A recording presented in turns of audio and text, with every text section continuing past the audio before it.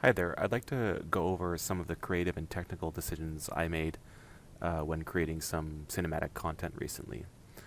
So in front of us we have these three dune buggy assets, and they're all kind of behaving a bit differently and kind of strange. And I just want to go over why that is. So we can look at the one that's closest to us initially. So you can see this one here is like steering kind of left and right, back and forward. And what I've done is I've set up these two animations of it being fully steered to the left and fully steered to the right. These two kind of poses I've created. And the one and the negative one is going to kind of interpolate between those two poses. And the result I get is that as I interpolate between one and negative one, it kind of blends smoothly the two poses. And I get kind of this like steering effect, which is quite nice. And so you can imagine that I can use this as a really easy way to steer the dune buggy left and right when I'm creating the cinematic. It's a really easy way of doing this kind of procedurally, rather than having to animate the wheels go left and right manually all the time. Another one is probably a bit more straightforward, is that I just have this general wheels spinning motion. And this is kind of nice because what I can do is I can speed up and slow down this animation at will. So right now it's being driven by a straight animation clip, but I hooked this up into a field value similar to the values you see here, and I'm able to increase that number and thus increase the speed of the wheels.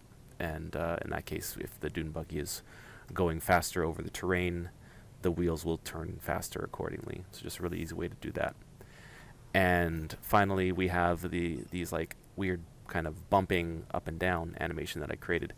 And this is done mainly as a result of the environment that we're in. So the environment is very rocky. You can imagine that as this thing is running across the environment, it will be bumping over the rocks accordingly like this. So individually, all of these three things seem odd to have, but the intent that I plan to do is combine them all so that together they actually form a coherent kind of animation base and additive structure for me to work with.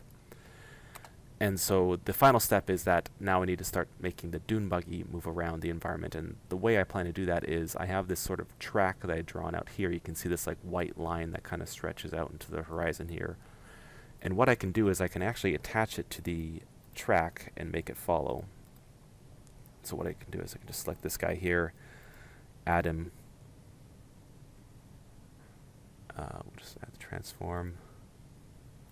And what we do is I'm just going to attach it to the spline here, just like that. And I'm going to set a value of 0 and then a value of 1, and 1 will equal the end of the path.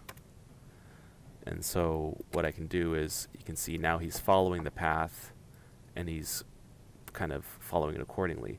Now the issue is that he's not doing any of those layered things that I created earlier. He's just kind of, if I just slow down the speed, you can see he's just like moving along. So now it's up to me to add those layers on top of this to create the effect that I want.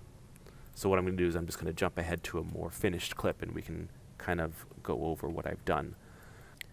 Okay, so now I've got a timeline open where I have all the tracks kind of in place, and if I hit play, it's going to give the final result. But before I do that, I want to walk back where we were at the beginning and kind of show you how I layered things. So I'm going to disable the wheel spinning.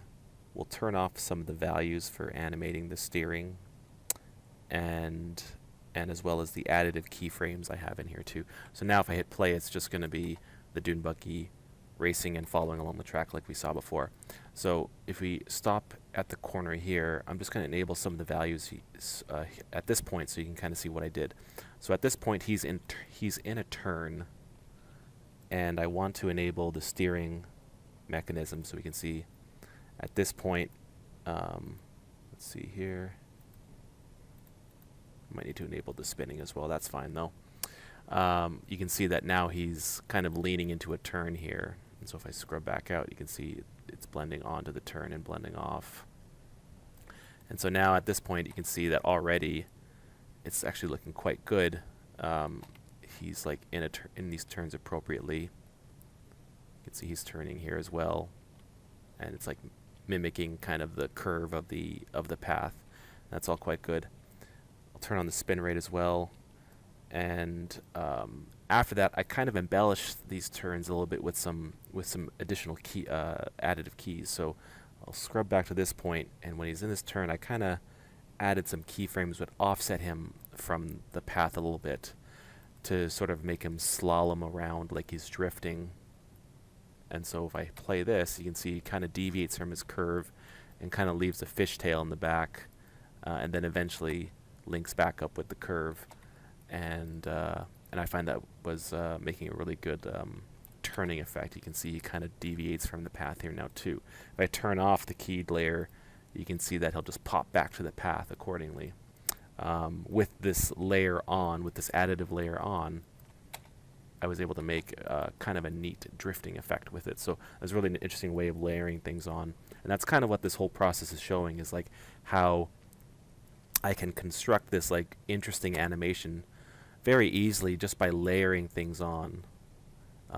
And all I had to do was just attach the dune buggy to this like spline path and get the speed right, and then after that, every layer that comes on after it just adds this like extra layer of detail and interesting things happening. Now with this done, I can hop into the cutscene and show you the final product.